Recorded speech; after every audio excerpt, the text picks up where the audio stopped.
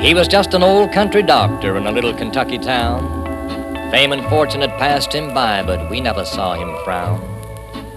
As day by day in his kindly way he served us one and all. Many a patient forgot to pay, although Doc's fees were small. But old Doc Brown didn't seem to mind. He didn't even send out bills.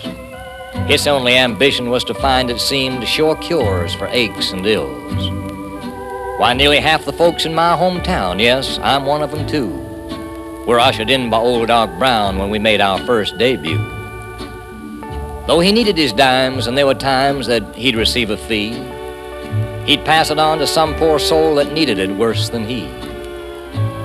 So when the Depression hit our town and drained each meager purse, the scanty income of old Doc Brown just went from bad to worse. He had to sell all of his furniture, why, he couldn't even pay his office rent. So to a dusty room over a livery stable, Doc Brown and his satchel went.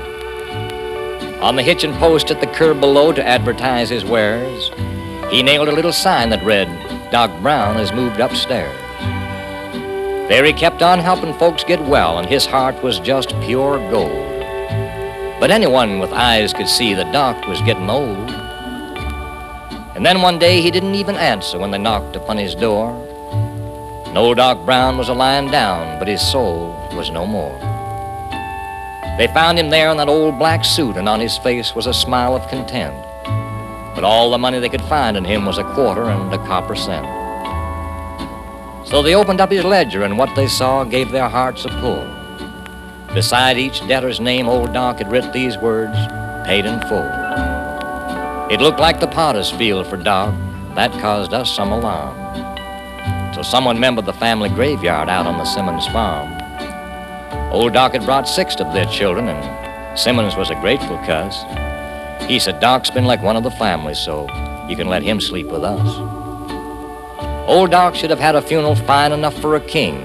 It's a ghastly joke that our town was broke and no one could give a thing. Except Jones the undertaker, he did mighty well, donating an old iron casket that he'd never been able to sell. And the funeral procession, it wasn't much for grace and pomp and style, but those wagon loads of mourners, they stretched out for more than a mile. And we breathed a prayer as we laid him there to rest beneath the sod, this man who'd earned the right to be on speaking terms with God. His grave was covered with flowers, but not from the floral shops, just roses and things from folks' gardens and 1 or 2 dandelion tops. For the Depression had hit our little town hard, and each man carried a load. So some just picked the wildflowers as they passed along the road. We wanted to give him a monument, kinda figured we owed him one, 'cause he'd made our town a better place for all the good he'd done. But monuments cost money, so we did the best we could. And on his grave we gently placed a monument of wood. We pulled up that old hitching post where Doc had nailed his sign, and we painted it white, and to all of us, it certainly did look fine.